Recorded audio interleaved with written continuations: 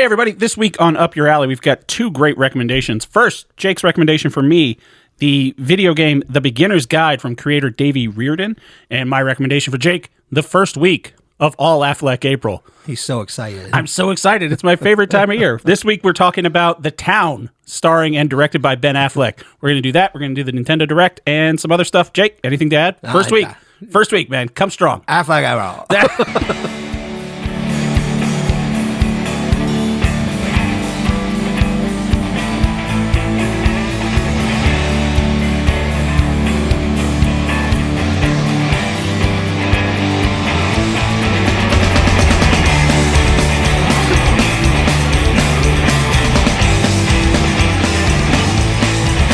Oh, yeah, it's so good. This is going to be a fresh podcast.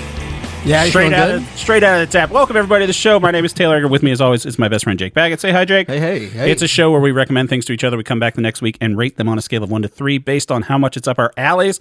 This week, like I said... Dude, that was like the cleanest you've ever done it. You know what? My mind went blank. It's like that scene in Old School where Will Ferrell just rattled off like the debate answer and blacked out a little bit. Yeah. That was kind of me. It's the first week of All Affleck April. This is the third annual All Affleck April of the podcast, where I give Jake 4 until 2028. I believe there's 5 Fridays in April. So if we could make it that long, if you have any Ben Affleck things left from then, that's up to you. Yeah, we're going to talk about Davey Wreden's The Beginner's Guide, which I got to finally work on my computers. And yeah, I'm sorry. I thought it said it gave me Mac specs. I was like, it's got to play it. Mac. It's another thing with Macintosh. It's so weird. And we're going to talk about The Town. First, Jake, how you doing, bud? Oh, no problems. Late podcast today. Depending on when this goes up, we are recording this on Friday at 12:21 right now. So it's going to be a fresh, right off the tap podcast. Going to upload it right after this. Okay. Sorry for the delay, everybody, but life is a thing that happens. So we're going to get into it first. Good thing about not recording early is we both got to watch the Nintendo Direct. Yeah. Which was Wednesday morning. Yeah. Did you watch it live? Uh-huh. I caught it. Yeah. I didn't even know what was happening. I just usually watch YouTube before I go to work, and then it was there, and I was like, oh, all right. Yeah, so Let's watch it. They came on when they did the last Nintendo Direct, which was like last month sometime. They said this was going to be their big Nintendo Switch 2 Direct. Yeah. Big announcements. My first notes that I had were... the 3 guys that they have, whose names I forget, but doing the presentation, they do not have the Shigeru Miyamoto magic. Like, they just don't have the charm and everything. They're doing a great job, and I understand that it's a business proposal, like, presentation and everything like that, but just the wonderment. Like, Shigeru Miyamoto, if people don't know, he's the Stan Lee of Nintendo. Like, he became kind of their spokesperson mascot, and he was a creator of some of their biggest hits. Is that fair to say? Yeah, sure. Yeah. But he's like, I don't know, I guess he's busy. Yeah, he's making games. He's busy, and he's also like opening up the theme parks and stuff like that. He's all over the place. I wonder if he stepped back and he's starting to just like, because they announced the live action Zelda movie too. Yeah. And I'm wondering if he's just like, what are your gut feelings on that? It's probably going to be bad. You think so? Yeah. I don't think it's going to be bad. I'm pretty sure it's going to be bad. I think it depends on how they do it. Did you ever see Warcraft? No. So Warcraft wasn't terrible. But then again, I don't know anything about the lore of the World of Warcraft. So it might be terrible. The thing about the World of Warcraft, or the Warcraft movie, is they tried to make it too much for major audiences to where the big fans were turned off by it.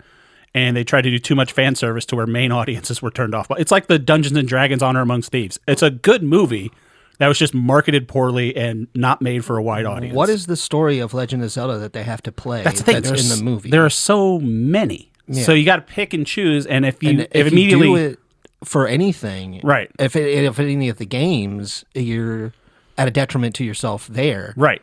And because those things have a very loose frame of a story. Mm-hmm. Up until recently with Tears of the Kingdom. Well, even Tears of the Kingdom, like, you got to do these 4 things. And I'm like, yeah, I'm going to, go off and just build race cars for a while. But there's like legit clips, like story videos, that have a plot developing there. But even then, I don't know how you would scope a story around it. I think the only way to do it is it has to be a new thing, like you approach a new Zelda game. It's like you're in this universe. You got your Link, you got your Zelda, you got your Ganon. Everything else is kind of just... Link are you going to go for? Right. Excuse me, princess, I hope it's that.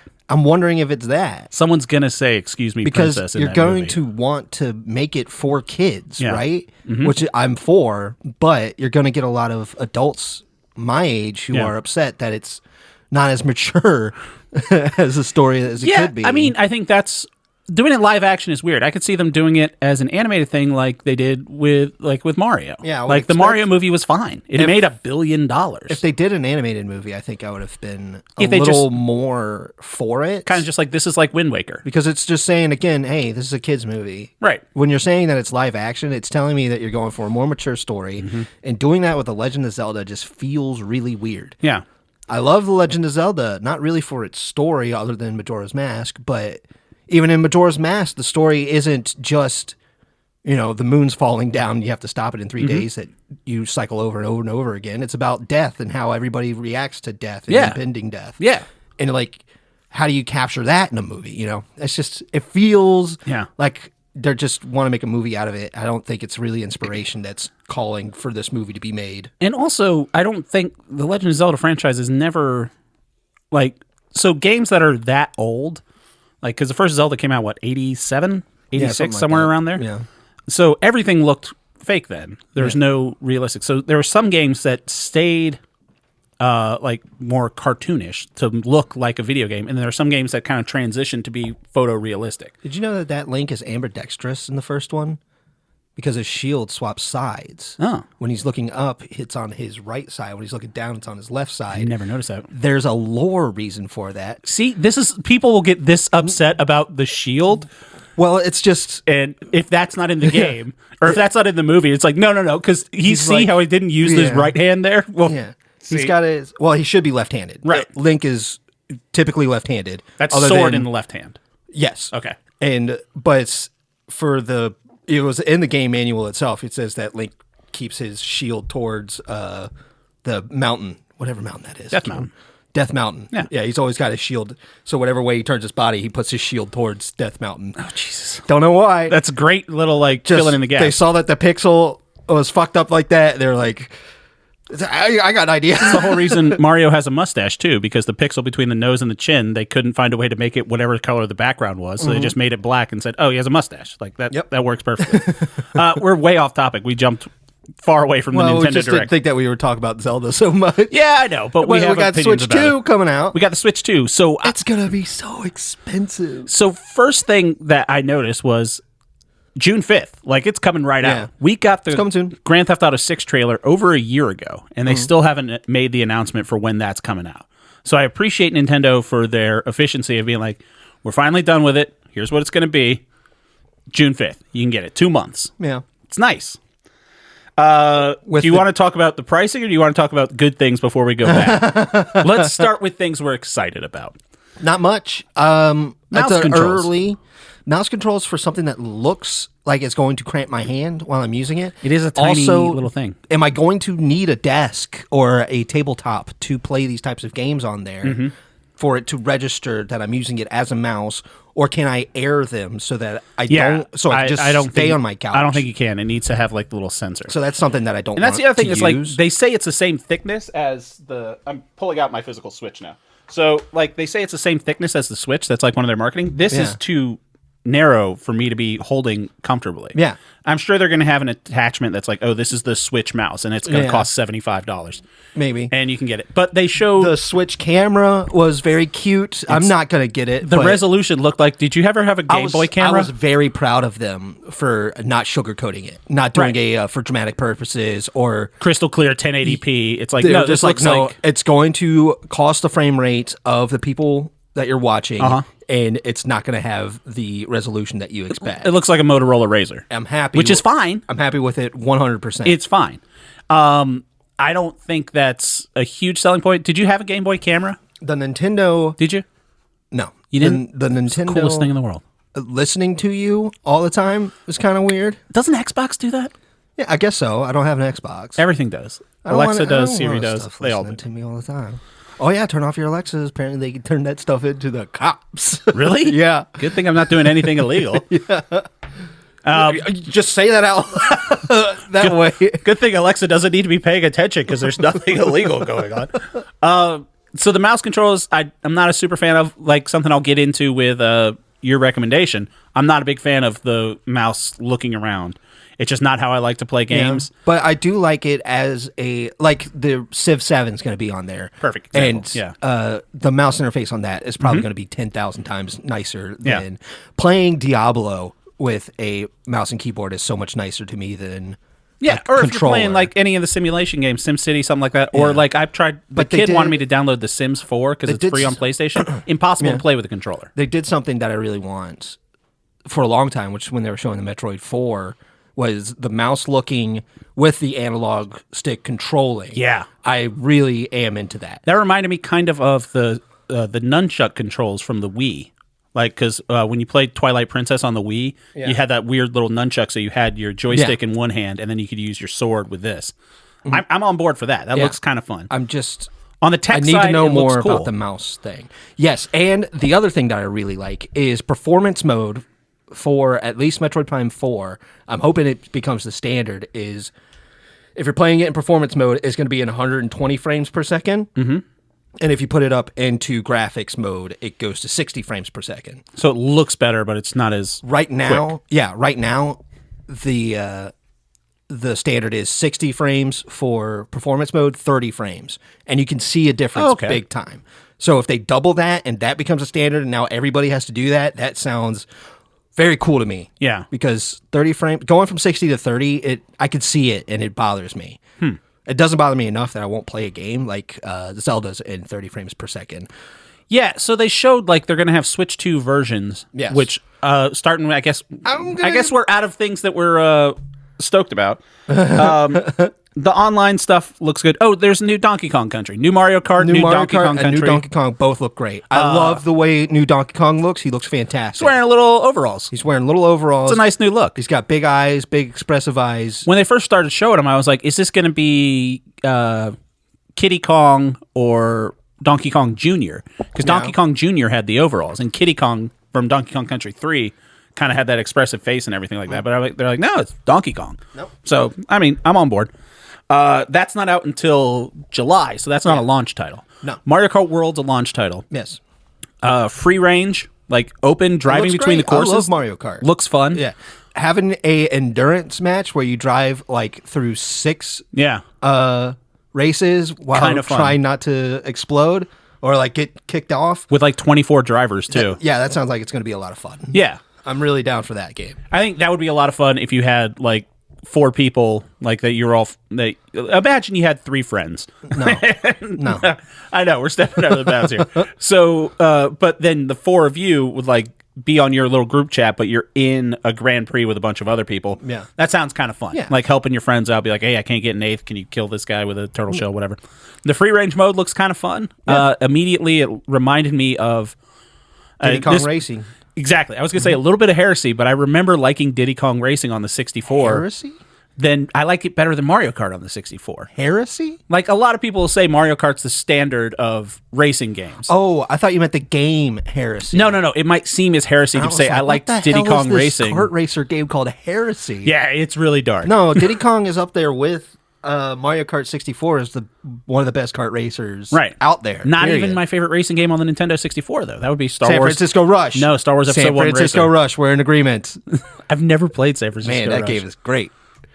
San Francisco Rush. Oh, that sounds like something you love it. I would rent, like, and then be like, oh, okay, this is kind of fun. I wish I had Diddy Kong Racing. I used to rent it all the time. I would call my cousin to be like, hey, you remember where we found that ramp so I could hit the fishtail flip? And he's like, yeah, it's underneath the semi on the second level. I'm like, thanks again, buddy. God, old video games were fun. But Diddy Kong Racing had like that open area where you could like find secrets and stuff. And that was one of my favorite parts of that game. Absolutely. Was just driving around and you're like, oh, you get an airplane. Now you can go to the top of the lighthouse and there's a balloon up there. Loved it. So with a big open world Mario Kart, I'm like, this is going to be fun. DK Bonanza, yes, looks fun. So now, things that I'm questioning. They just teased something called Project 007. Sure. Absolutely. I'm going to be a James Bond game. It's made from IO Interactive. Yeah. So those people that made Hitman. Yeah. I trust them to make a really good game. Yes. Hitman is a fantastic But they franchise. didn't give us enough to be like, I'm stoked about this. I'm like, okay, fun. Playing especially the most recent Hitman games. You're a big fan of those games. Absolutely. Yeah. but it felt natural. Like the natural step would be he's not just a hitman. You just take away the name hitman, put in spy, and then you don't have to change much other than his character model. Yeah, and then you've got a good good 007. Yeah, and I'm totally for that for sure. I hope they use a Pierce Brosnan. That's my type of James Bond. Who knows? Because the rights to maybe James they Bond know is who the up new in the James air. Bond is. You know, the rights to James Bond are up in the air. They can make it Jeff Bezos. They could. It's gonna be him. The villain will probably look like Jeff Bezos. Absolutely not. It's Amazon properties. Hyrule Q's gonna look like Jeff Bezos. Probably. He's gonna be like powered by AI. It's Your gonna new gadget. Q's 007. name is Alexa now. Yeah. It does everything for you. Kulexa. Hyrule Warriors. I never played the first Hyrule Warriors. I do love them. Linkle is a character from the first Hyrule Warriors. I don't know what Linkle is. Linkle is my favorite Is that Tingle? non-standard Zelda character. Yeah. She's a girl. Oh, it's just Girl Link?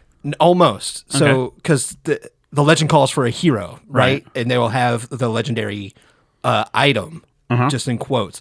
She has a compass that was passed down in her family. And she's like, oh, I'm the hero. And I'm going to follow this compass to, follow my destiny. She's very cute. She's very funny. She uses dual crossbow. See, that's the thing you should follow to your to be the hero. More so than a compass. It's great because her victory pose is her looking at the compass and being like pointing at a path that she takes, and she runs down it, and it backs away to a sign that clearly says that the castle is the exact opposite way that she's going. Excellent. I love this. I love her. Yeah.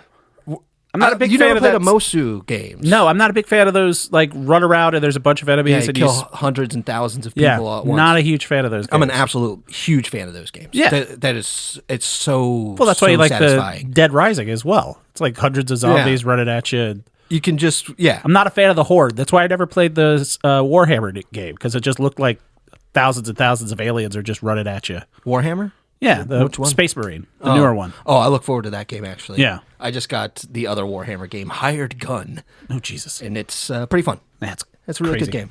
But I am excited for that. I was hoping for a more mainline Zelda announcement or a Mario. And it was just very, very wild that they were like, no, it's DK. I think you're getting a DK game this time. I think you need, because there wasn't an exclusive Mario Kart game for Switch. It was Mario Kart 8 Deluxe that came out with the Switch, and then it had a bunch of new tracks. It's like every 3 months they're putting out new every tracks. single track. Yeah, the entire series, right? Yeah, eventually you get them all. But this is the first mainline, and I think if you're selling it on playing online, I think one of the smart things they did is they're giving you free voice chat until I think it's like June of next year. Yeah. So they're like, hey, we really want to sell this. You could have your Switch and do this. And they're also trying to say, hey, buy 3 Switches for your household. The other thing is the GameCube is going to be the virtual console. Online. We know how I feel about those. I think that they're bogarting the games way too much, but it's really cool to see a GameCube on there. Yeah. If they put more games from the GameCube on there, as they should, which they said they would, sounds like a good deal to me. I got the Super Mario 3D All-Stars. Yeah. It's the GameCube. They have a Sunshine on there. It's just very unintuitive without a GameCube controller. So I have a GameCube controller that plugs into my Switch. It's got Pikachu on it, but hey. they still let you play Mario even if it has Pikachu on it. I got it for Smash Brothers. Using the GameCube controller for Smash Brothers is just outstanding. My roommate, he's got a GameCube controller. Guess how much it costs? I don't know. Mine plugs in, so it was only like $40. His plugs in. Yeah. Guess. Give me a guess. Give me your best I paid guess. $40 for the Pikachu one. He paid $300. No. Yeah. What? He's a Smash Brother player, dog. Oh, that's right. He plays Smash. You gotta be professional, and professionals gotta have a nice controller. I have a one that's yellow with Pikachu on it. And I scrubbed real hard to get that Pikachu off there. It's not going nowhere. No, I love Pikachu.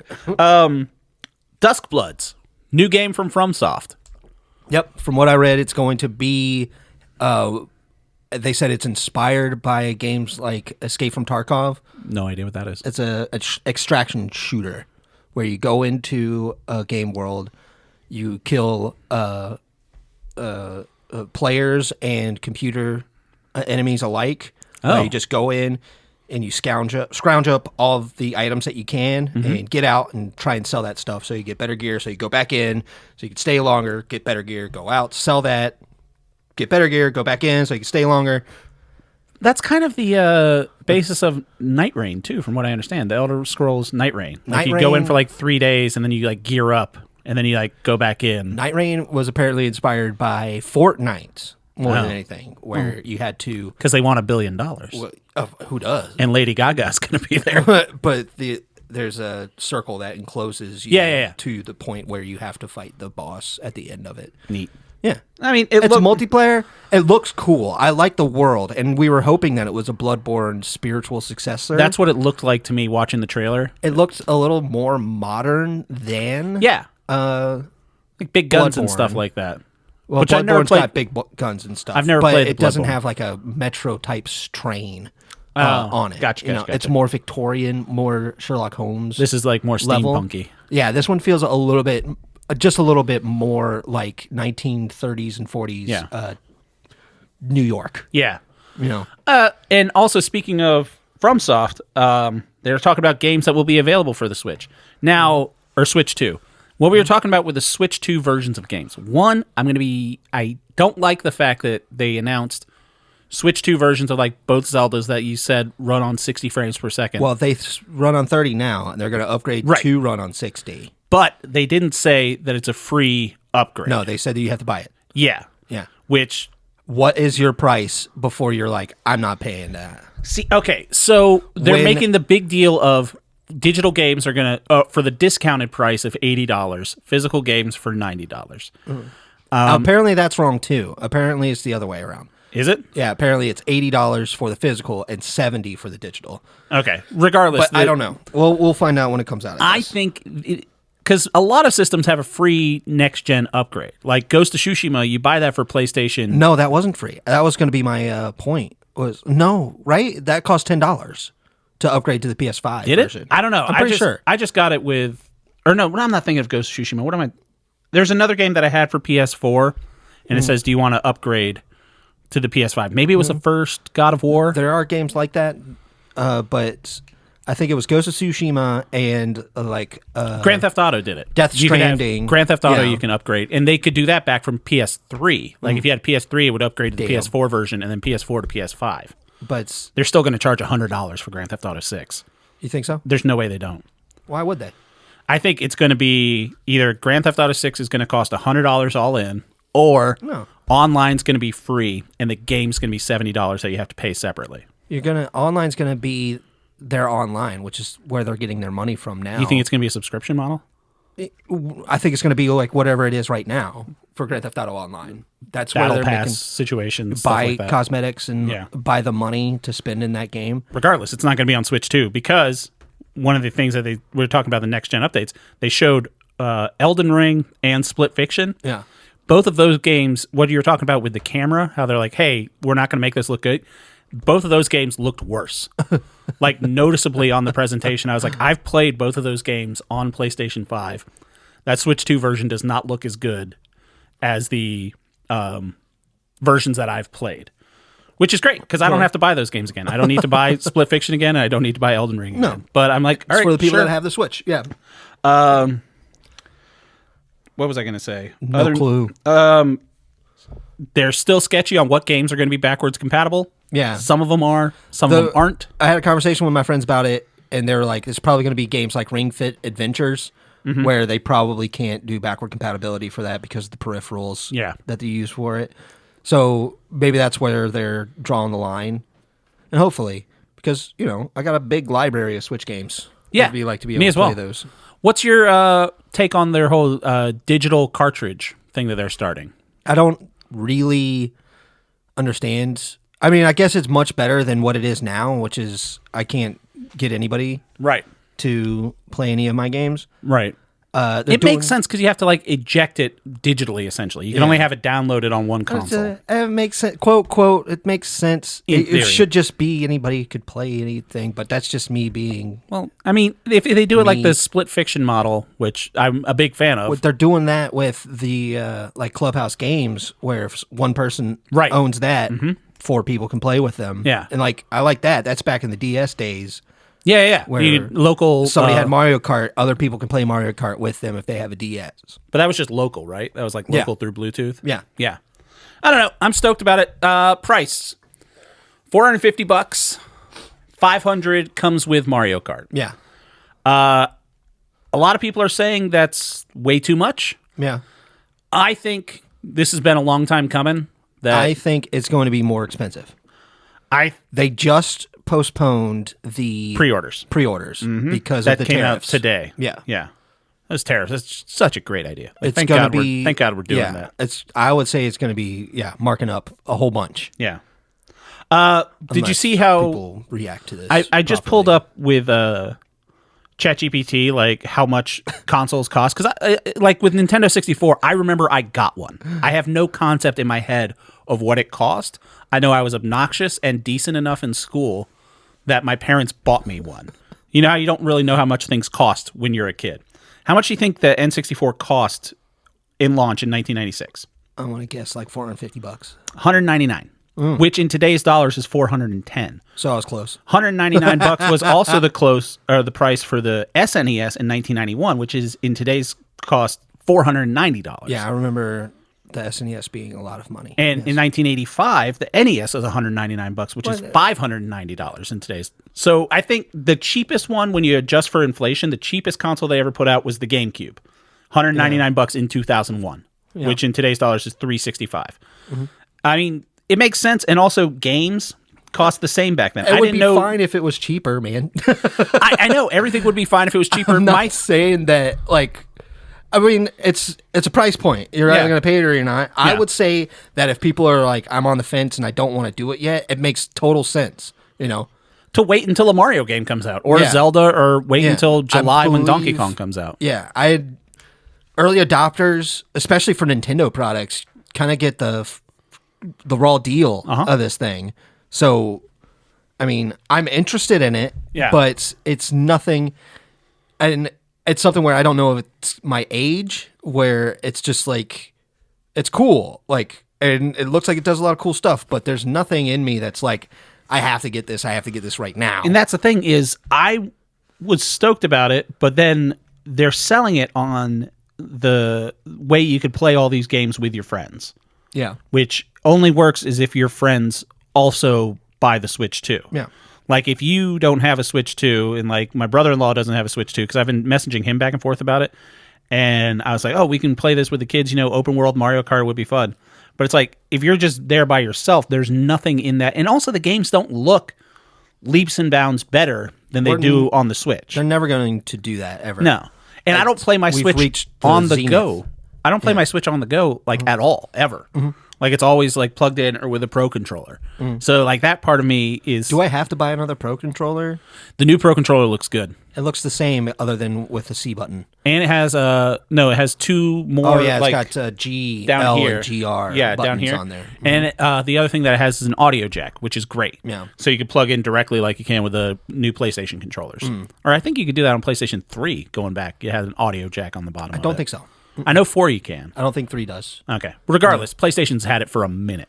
My PlayStation 3 controller, the analog sticks feel like they feel sticky. Oh, you finally got that charging cable I gave you a couple months ago. I've got multiple because I... Nice. Because you've told told all your friends that you need a charging cable. My 10-year-old cousin, my nephew, not my cousin, he was going through a box in his closet and he found a cable. And he was like, "Can you use this?" And I was like, "Yeah, that's exactly the cable." Absolutely, yes, I can. And he was like, "Oh, well, yeah, I don't need it." So it's yours.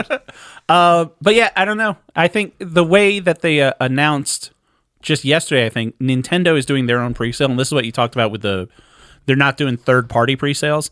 So what they did through Nintendo, I signed up for this. Yeah, I already signed up. If you sign up with your Switch Nintendo Online account, and you have proven that you've played your Switch for 50 hours, then you can buy it directly through Nintendo, which I think is smart because they're figuring out, as a company, they're scrambling, like, we don't know how much it's going to cost to send these things to the United States, but through us, you have one saved on reserve. Money. Yeah, and they want happy customers. Right, but they don't want to sell, it makes no sense to sell them all for $500, and then they're like, oh, there's going to be a 25% tariff. That just comes out of Nintendo's pockets because they already...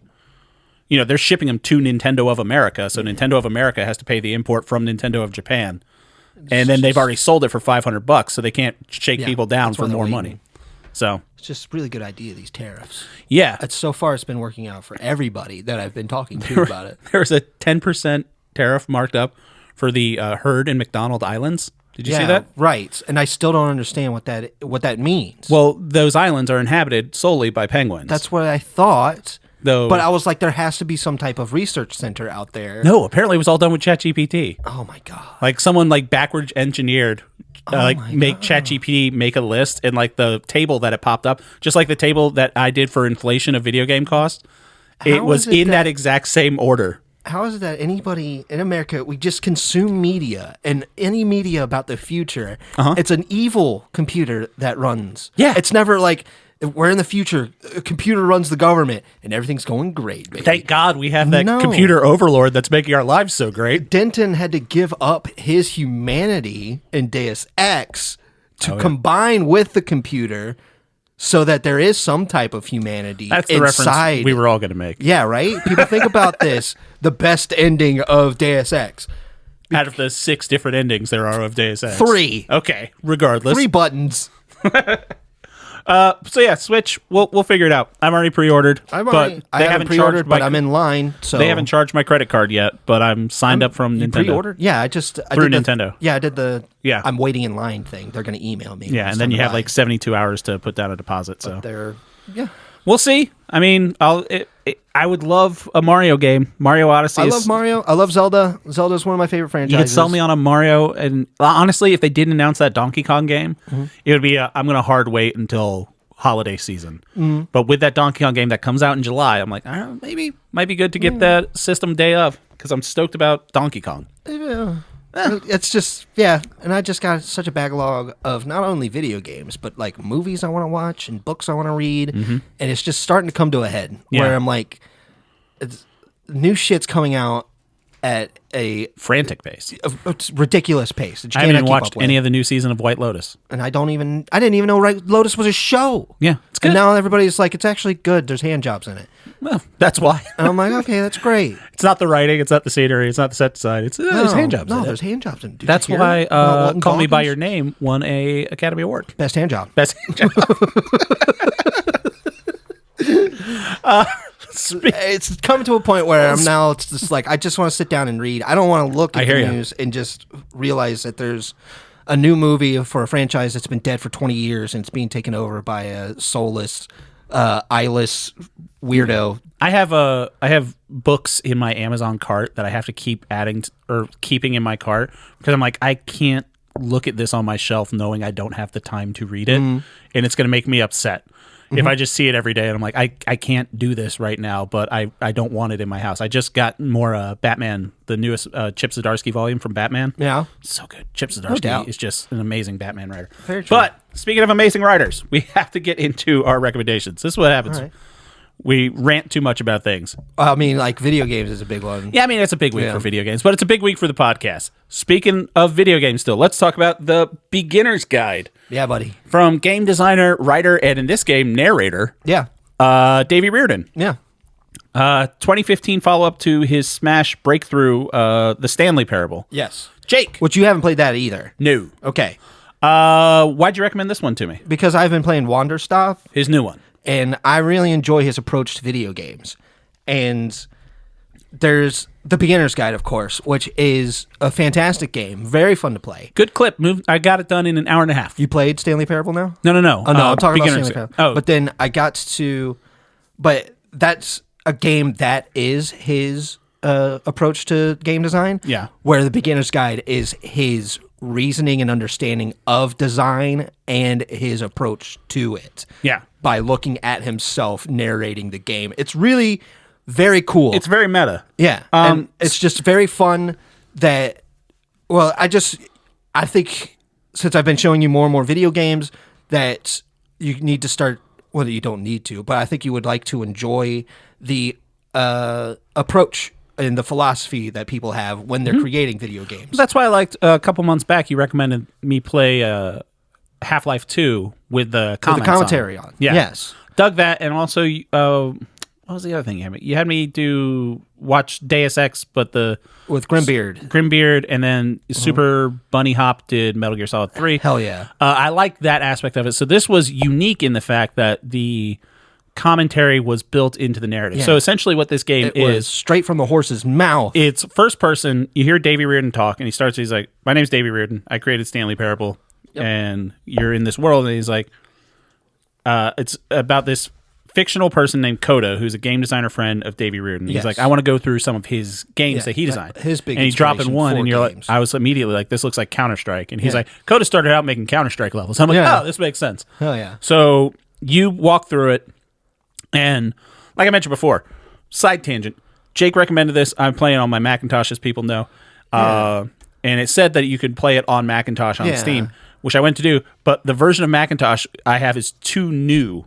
Like the new Mac OS. Weird. Like it says on Steam when I went to download it, because Steam has my preferences saved. And it's like, hey, just so you know, you have to have like Mac OS 10 or older to play this. And I'm like, well, what do I have? And I'm like, oh, 14. I'm like, huh.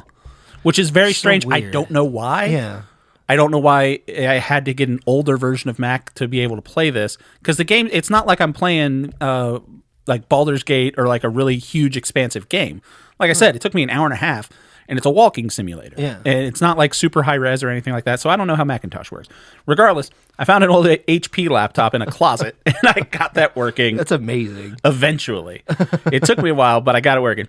But it ran it, and you were able to play the game off of it? It did this. Yeah, I got through awesome. the game. And that's all that's on that computer now. It's like literally Way to go, just bud. the beginner's guide. Going above and beyond. I mean, I wanted to play it because it was interesting. And so it goes through Coda's stories, and this game's unlike anything else. I think this is it's a hard 3 for me, first of all. Very nice. Something that you've been pushing on me, and also the listeners, through me, is that video games as an art form that can only be experienced as a video game. Yeah.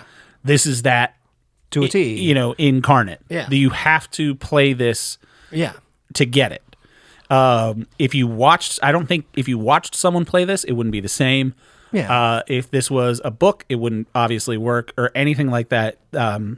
Using the keyboard and everything is necessary to this narrative. Yes. Which I think is used perfectly. I think Davey Wreden created it, and it's great. I don't like the story's not really anything. It's more of a, Davey Wreden eventually has to like try to reach out to his friend Coda, and he's like, "Why'd you stop making games?" That's the whole point of it. Is he's trying to figure out why this guy stopped making games. Who is Coda? Right, and you kind of follow him into what starts as like inspiration into obsession. Yes, and it's that where the line between gamer and designer starts to blur with Davey, because he's trying to be something that's beyond where he thinks Coda's like this great designer, but underappreciated. Yes, his whole thing was, I need to show, and you can more easily people say this. that Davey is. You could put Davey in Coda's position, where people are playing the beginner's guide and going through it, picking up their own things and saying, I feel close to Davey, right, and I have this emotional attachment to him now because of games. And his thing was Coda being like, this. I'm just a dude. Right. I just like doing this. And it's getting wild that you are being so pushy about how much you like what I do. And also, you find out, so one of the running themes is, and I didn't catch this until later in the game, and it was one of those, it's like a Sixth Sense thing where you don't realize that Bruce Willis is dead until they point it out at the end, and then you go back and think about it, oh shit, that's right. Yeah. So there's a running thing of a lamppost where it's at the end of every game. Yeah. And then it turns out at the end that Davey had been adding those lampposts. Yes. And I was like, but he said Coda put them at the end of everyone. But then I went back and listened to it. I played that little section again. Yeah. And Davey says, you'll find a lamppost at the end of every game. Yeah. Not that Coda put it there. He just said, you'll find one there. And then you find out that Davey went back there and put it in. The creativity that you put into the game, how much you can control it, it differs from the intent of the artists sometimes. There's the part with the maze where the invisible maze at the end, in the spaceship where it's got a bunch of hallways. Yeah, and then Davey's like, "There's no point to this. so I'm just gonna skip ahead, play through. It was like, but Coda put that in the game. There's a reason for it to be there. But you decided that it's not important. Not important. Which is the whole commentary of it is him as a game designer has to deal with this shit all the time and I think any artist really does. Any good artist will have people be like, well, this is what they meant. This is what they meant. Yes. And then it's just like, sometimes the guy just does stuff because that's the way he likes it. Yes. There's no real reason to want to critique it. You have to critique it as a whole. Right. You can't just take stuff that you don't like and be like... pick and choose to suit your own narrative. This is something that actually doesn't matter. When it could be the most important thing to whoever made it. You can't just assume it doesn't matter. Yeah. And then if you want to get into game development and game design... or just understanding and appreciating stuff like independent works, you need to start taking it as a whole. These things are janky and they're stupid sometimes and they're frustrating, but that sometimes is a part of the experience, but it's also something that grounds it as a human expression. Right. That's the stuff that I really like about the Beginner's Anything Guide. that wasn't done by a committee... every part of it's intentional because that's what you did. Can we give it up to Davey's performance in this? Really good. I would have thought I had to go and watch an interview with him because I was like, that's not really his voice. Right? But Me it's really too. him. I did the same thing where it was like he got somebody. Is that really what this guy sounds like? But that's Davey. Yeah. And he's great voice acting. And he's giving a very emotional performance by the end of this thing. Nailed it. And I was blown away by how behind the curtain in quotes it is to his experience in developing games. And I think it's a really fun little romp through how we appreciate games. It's a fun little meta thing that he did. Yeah. Which is, the only game designer like this that I can compare it to would be Eric Barone and Stardew, which everyone that does in the modding community and stuff, now that I've gotten more into that, there are people that argue he wouldn't want this. Yeah. This characterization is they have a new story with the wizard and be like, well, that's not how he would have that person act. And it's like, well, at a certain point, if you're expanding it, it's not that person's thing anymore. Yeah. But he did do he just did this. He meant this, and you're adding things to it, so you can't really put his influence on it. It's like adding the lamppost in. Yeah. It's a separate thing from what this one person created that he wanted. You have now put your influence into it, right? Whether it's towards the intent of the creator or not. Right. You are now a part of this experience just as much as the experience has been created for you. Yeah, it's like religions. You can't just tack things on and say, well, this is what they would have wanted. Yes. And if it works for you, that's intentional. Great. Yeah. But you have to realize what your approach is doing to what you're experiencing. And I think that's where the communication breaks down. Right. When people play video games, they want to frustration is built into gaming, and that's the only art form where frustration is a part of it. Right. You have to have that death state. You have to have that. If you don't do it within a certain amount of time, you die. It's a big guy on the horse at the beginning of Elden Ring. He's there to kill you. Yeah. That's the whole point of it. Yeah. Losing is a part of it. Yeah. And it's weird. And we don't, but talk about that aspect. It's there for a reason. The only reason is to push yourself better into the game. It's very interesting that's it's been there since the beginning of video games. I do love the meta narrative of this, where he's making a game for other people, where he's playing a game where at the end, Coda's just making a game specifically for him and directed at him. So I'm like, so he's making a game for other people to play about someone else making a game just for him to play. Yeah. And then we're playing that game. I'm like, there's a lot. Now it's us talking about that moment for and him. after all that, the moral of the story is don't look into what other people are doing. Just let them do what they want to do. And you're like, oh, maybe I was wrong for this. Yeah, Coda's I feel really uncomfortable with you sharing all my stuff to people. Yeah. It was just great. The story being told can only be told through a video game, and it was a great story to tell. Yeah. Split fiction, I will throw that in there as well. That only works as a video game. They've licensed it for a movie. It's not going to be good. I don't know. I mean, it's such an open book. You can do almost anything that you want with it. Yeah. I mean, it's a fun world, meaning that it's just Assassin's Creed where you're going into dreams instead of past lives. But the Assassin's Creed movie wasn't that great. I didn't even watch it. I watched like the first half when it was on Netflix, and I was like, I'm good. What they did with the Animus, and like he could like jump around and stuff with his body. It's better than being in a weird goo pod with a lady you don't know, and then you're just going through medieval times. But regardless, I really liked it. Man, I had somebody at work tell me that Assassin's Creed 3 is the best Assassin's Creed, and it made me so mad. I went home and started playing Assassin's Creed 2 again. Because it's America. And I was like, this is such a better experience than Assassin's Creed 3. I almost wanted to download the new Assassin's Creed just because of the biggest ratio tweet of all time. Where did you see this? No, I don't know. So Hassan Abi, he's a liberal streamer and commentator. He was playing Assassin's Creed Shadows, and because he was upfront about it, he's like, Ubisoft is paying me to play this game. They're not telling me what I have to say, but I'm showcasing the game because they paid for me to do it. And then one of those just fucking Twitter reply guys was like, oh, he's such a sellout, he's fake, blah, blah, blah, blah, blah. No one should take him seriously. And then Elon Musk said, Hassan is like, a bad person, all this random shit. And then the official Assassin's Creed page replied to Elon Musk and said, is that what the guy you pay to play Path of Exile 2 told you to say? I did see that. I'm just like, God damn it. Ubisoft almost got $60 out of me just for that tweet. But Assassin's Creed, the new Assassin's one, it doesn't look bad. I'm going to wait until it goes on Ubisoft Super Sale because you just wait for like a year and they're like, you want to pay us like $15 for this game? And people are like, probably. I don't think Ubisoft is a good company. No. I don't think their great games are totally inspired. No. So I kind of fell off playing them. But I'll play people are having a good time. I'll pay that Black Flag remake whenever they put that out. Black Flag is great. Assassin's Creed 2 is a fantastic video game. I liked great game. Assassin's Creed Rogue. Yes, when that Rogue was the Black Flag spinoff. That was just the ship combat is so good in that game. Yeah. And, oh, man. It's better than any ship combat I've played before or since. I would have to agree. Yeah. And I love Sid Meier's Pirates, both the old PC one and the new PC one. Newer. That must have been in 2004. But jumping from my boat to their boat, just starting to shoot and kill everybody over there. It's just, that's the games, baby. I would try to do that in Vice City because you could drown, but you could also be in boats. So I would like jump from boat to boat, sail around Vice City, and like try not to die, taking other people. Jumping to boat.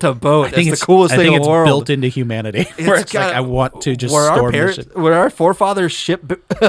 No, I think we came over here after we, just. Yeah, just maybe we're on a ship once. Yeah, probably. I mean, I don't think there was any other way to get over here back then. So.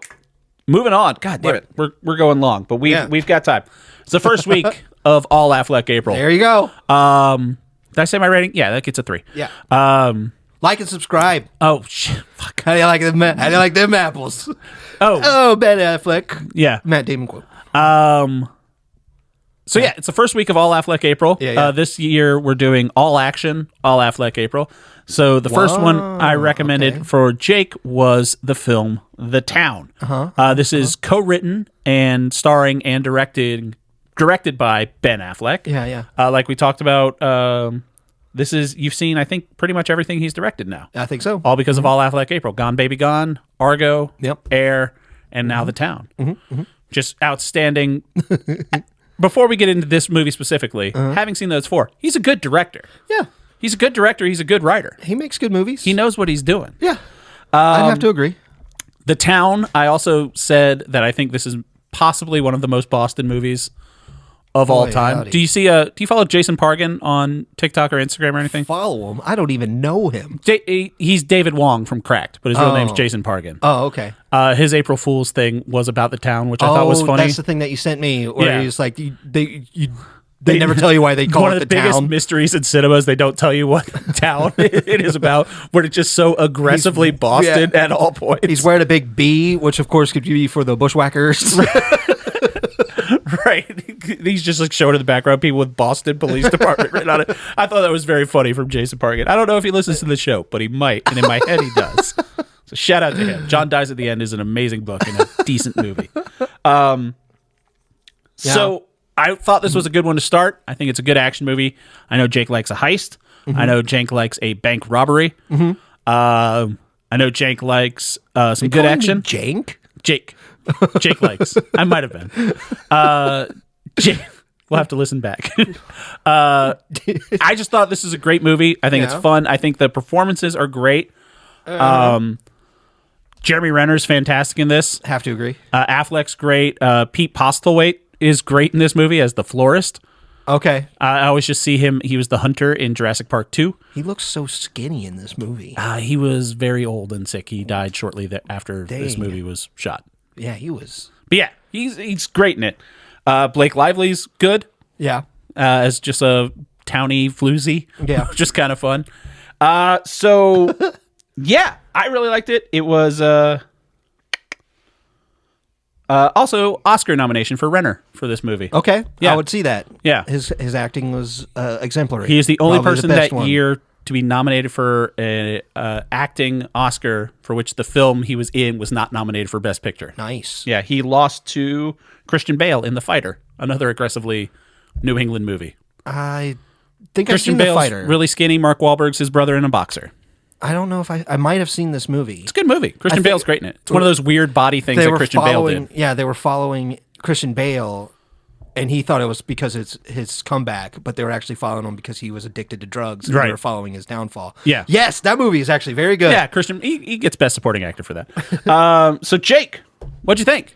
This movie, to start off All Action April, is a 2 out of 3. Yes, sir. I'll take it. It was fine. It is silly, man. Yeah. It is silly. Aggressively Boston. Very silly. Sometimes you just got to stop the movie and just be like, I want to put this whole town in my rearview mirror. And you're like, that's good. That's a good line. It's great. Jeremy Renner, yes, he's a standout. He's a psychopath in this movie. It's a wonderful psychopath. Yeah. Because it's like that part where he comes in, he's like, you got to go, don't ask no questions, but we got to go. They're from Brooklyn now. And he goes, whose car we taking? And then they go, and then they beat somebody up, and he like goes in, and he's like, what made you make my brother so mad? He's shooting him. He's like, you've seen my face now. I'm like, I've seen yours. If that happened to me, terrifying. That is the scariest thing I've ever seen. So the whole premise of this movie, if people don't know, if you should watch this movie. It's a good watch. Watch this movie. It's a 2-hour movie. It's a good watch. Silly, but I'll give you I'll give you 3, 2, 1. Action. I'll give you the premise of this movie. Yeah. This movie is 4 guys who are heisters. They take armored cars and banks. They take a bank at the beginning, and the woman that is the manager there actually hits the silent alarm, and she is interviewed by the FBI, and they take her hostage. Interviewed by John Hamm, who felt very out of place. So this is like movie. his first role. It was sort of like he was in the middle of Mad Men. Yeah. But John Hamm hadn't been in many movies. I love John Hamm, by the way. But this was just like, it felt like he was He's still the only one without niche. an accent. Yeah. And he just, maybe that's what stuck out. Yeah, everyone else is very Boston Havanyad, and then he's just like, listen, you need to tell me what you saw. But they want to make sure that the woman that they took hostage doesn't do anything that could identify them. Right. And Jeremy Renner's like, I'll go kill her, wicked smart. And then Ben Affleck's like... It's like I'm watching the movie. It's like, yeah, right? Wait for this. Ben Affleck's like, I'm going to just follow a wicked smart, and I'm going to find out wicked smart if she's doing stuff. And they end up falling in love. They do. You follow that. Yeah. The thing, you know how I feel about something where everybody's a scumbag? Everybody's a scumbag in this movie, other than the manager girl. Yeah. But everybody else really sucks because, like, a redeeming quality of Ben Affleck, because she's like, it's time to come clean. She asks him, like, have you ever killed anybody? And he's like, no, never. And it's like, you shoot at cops all the time. Right. I've watched you shoot at cops. He specifically says shoot at the engine blocks. Yeah, but he's also, there are people on these roads and on these sidewalks, and he's like, bah, bah, bah, bah, bah, bah, bah. I don't want to hurt you. Exactly. So in his whole character, but the thing is, it's like, he's not evil. He comes off as a really stupid person. Right. And like, they go in on him being like, you are stupid. And it's like, good, because he's not smart. And like, he's good at what he does, though. The reason he's good at what he does is because, like, what they do is hard, but like, they're committed to it, you know. Keep that energy going into next week. I'm so excited. This is how you feel. Yeah. Because this is going to be a theme.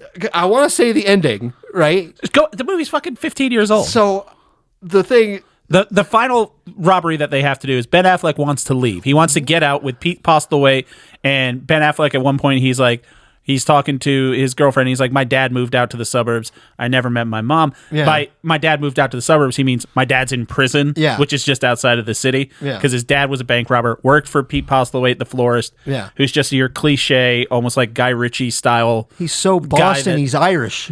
Exactly. He's gone full circle and just come back.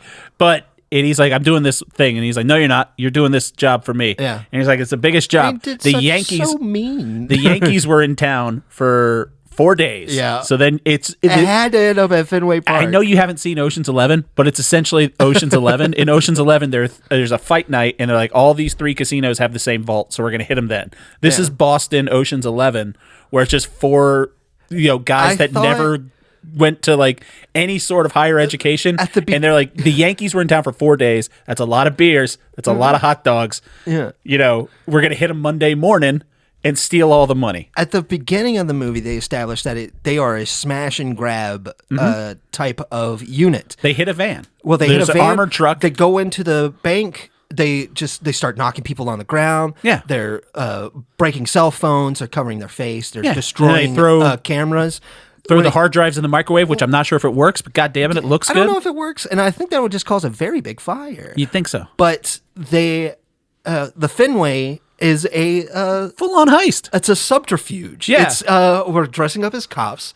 And then ambulance drivers. And now we're acting as cops. And I was like, they really didn't say that that's what it was going to be.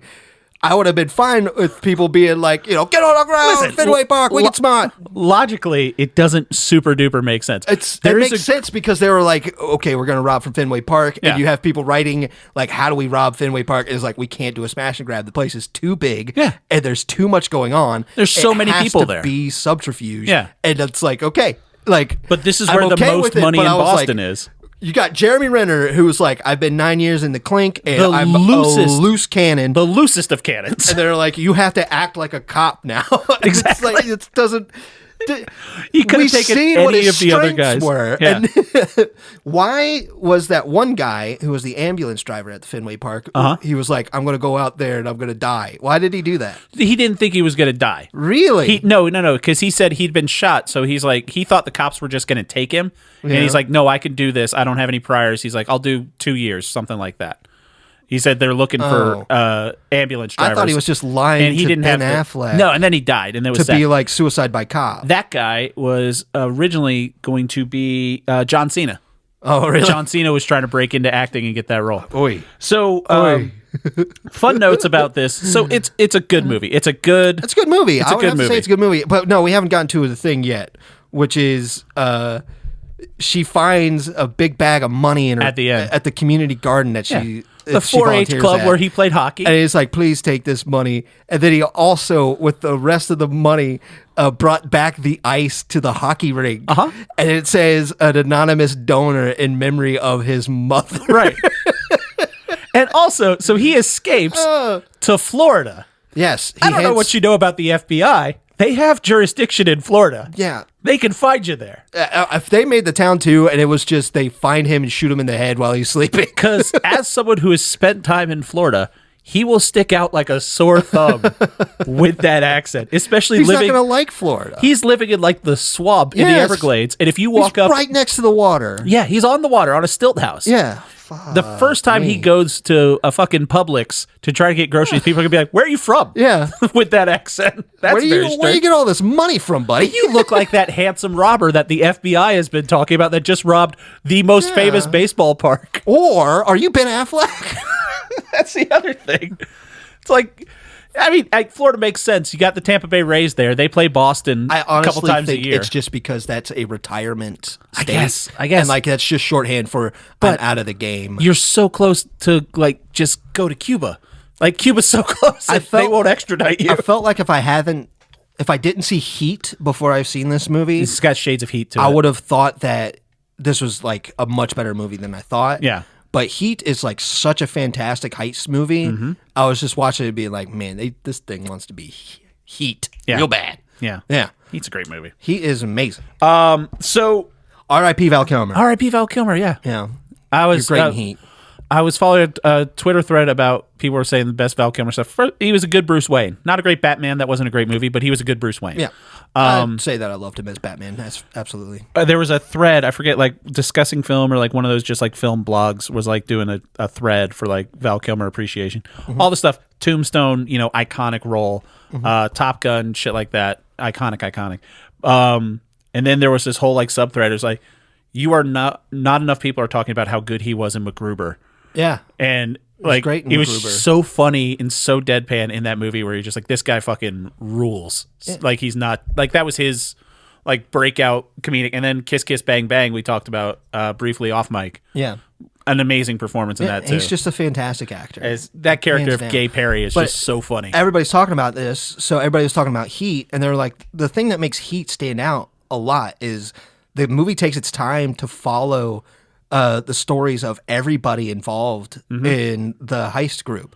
Like they take their time to go through what Val Kilmer's going through, and like that's what I don't know the ambulance driver guy that dies by cop, or the other guy that gets shot in the head. Well, and then Heat has the iconic scene of between De Niro and Pacino where they're on both sides. Like there's a great interview scene where Affleck gets pulled in and John Hamm's interrogating him. It's played more for laughs than character development. But John Hamm's so mean. Right.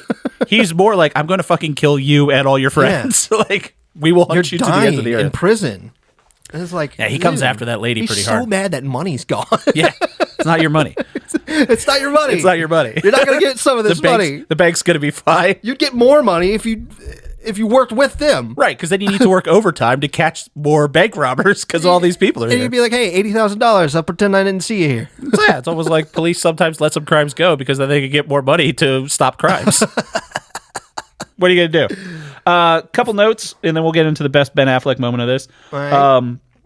Ben Affleck originally wanted Mark Wahlberg for Jeremy Renner's role, but Wahlberg was doing the aforementioned The Fighter. Thank God. Yeah, it would have been too much of Mark Wahlberg there. Renner is just so... Did you ever see Hurt Locker? Yes. Amazing Renner performance in that, too. He's just very... He's a good actor. Yeah, he's great. The Hawkeye TV series was fantastic. Yes. And he carried Truthfully. that. Yeah. I would love his app to come back. Ridiculous that it's gone. Yeah. Go ahead. So, what else I got? The cop. So there's a scene where they're in their nun outfits, and there's a cop. Yeah, that just looks sees them all get out of the van, and then the cop literally just turns the other way, and they just run away. That's a real anecdote. Ben Affleck was interviewing bank robbers, and there's a bank robber that's like, yeah, we saw a cop, and we kind of had this moment staring at each other, and the cop was just like, I didn't see anything. And they just ran the other way. So that's a fun little thing.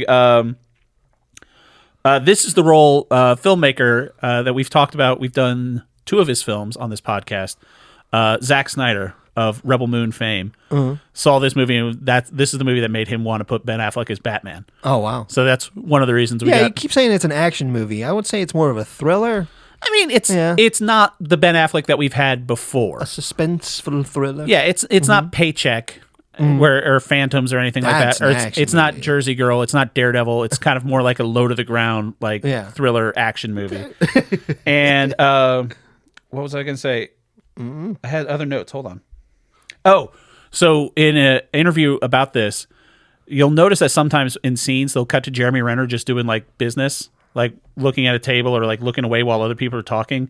Ben Affleck said that Jeremy Renner's performance was so good that when they were doing the edit, if they didn't have a good take of someone, they could just cut to Jeremy Renner doing anything, and it was infinitely better than whatever else was going on in the scene, just because Jeremy Renner was such a good actor in this, it's true. Like, Jeremy Renner gives a hell of a performance. He's definitely the outstanding performance. My favorite Affleck part in this is when they're in Fenway Park, and they're talking to the guys that are inside of the money room and trying to get them to come out. And it's like the heist thing. It's like, we know your family, we know anything. It's like, your wife is Linda, she lives here, and then... He says, your wife, also Linda. It's like the Lindas really want you to come home today. And I was just like, that's just a little bit of levity in the middle of it. I fucking love that line every single time. When Jeremy Renner and Ben Affleck are talking to each other outside of the cemetery, and Ben Affleck says, I will put this whole town in my rearview mirror. I like that. There's a lot of that vibe like throughout the Affleck Boston movies. I like that. Yeah, it's great. I thought it was good. I think I'll take a 2 for this one. It's a 2 because it is silly, buddy. You have to accept that a lot of things just kind of happen. So out of the 4 movies that you've watched for this that he directed, which one do you think is your favorite? My favorite? Argo is wonderful. Argo's a great movie. Like from beginning to end. Air is not that interesting to me at all. Good performances in that, though. Sure. This is a good movie. What was the other one? Gone Baby Gone. Gone Baby Gone. I would have to say Argo, then Gone Baby Gone, I would say. Yeah, this is going to be 3 spot for you? Yeah. That's fine. I'll take it. All right. So thank you, everybody, for listening to the show.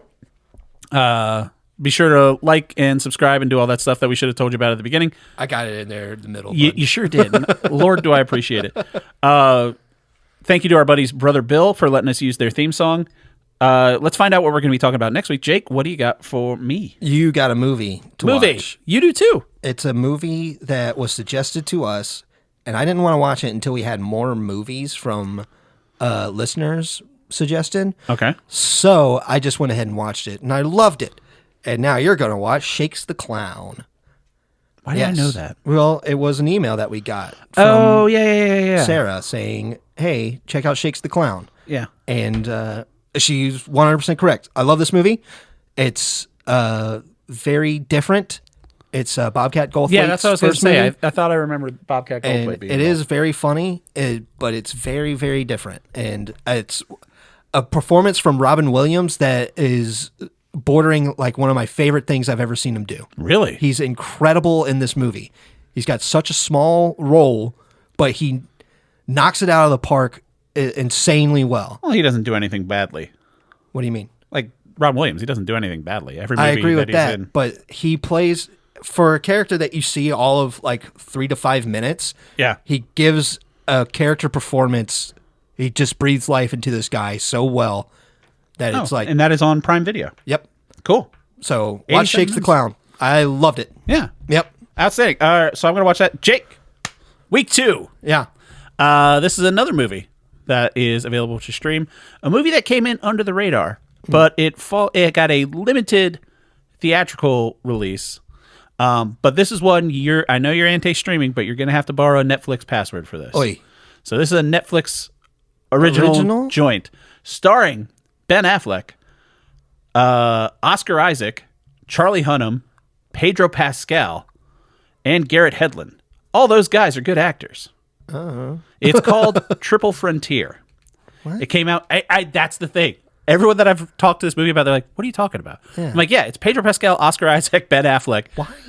This is our problem with the output of This goes places. to what you were saying. There's too Yeah. many things. The fact that I hadn't seen this movie until about 2 months ago because I was like through one of those little like clips, you know, where it's like a weird filter on it, but they're showing a movie clip, Yeah. and it's like through your Instagram reels and shit like that.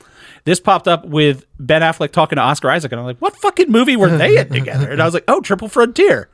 No idea. So I watched it. It's great. So they're all ex-military guys. Oscar Isaac's working with the police down in Colombia, and they bring them all back for one last ride. They're going to rob a drug dealer. He's like a Pablo Escobar type. They're going to rob his house. I'm in a movie like that. It's a little war movie. It's a little heisty, and then it takes a turn in the third act where it just becomes like a really good character piece. So this movie's a little scattershot, but it's really well done. It's really well shot. Affleck's great in it. Pedro Pascal and Oscar Isaac are also fantastic. And Charlie Hunnam. I like Charlie Hunnam. I don't know who that is. Charlie Hunnam. Charlie Hunnam, Green Street Hooligans, Sons of Anarchy. You'd probably recognize him if you saw him. Probably not recognize him. I'm going to guess he's blonde. He is. He's So I feel like I could see You never him. saw Green Street Hooligans? No. You fucking love that movie. I have no doubt because I love the director and I love Elijah Wood. Oh, yeah. So you know what it's about. You've Yeah. just never seen it. Yeah. Green Street Hooligans fucking great. So, yeah, you're going to watch Triple Frontier. I'm going to watch Shakes the Clown. Week 2 of All Affleck April is next week. Jake, thanks for coming over. Love you, bud. I love you, buddy. Bye.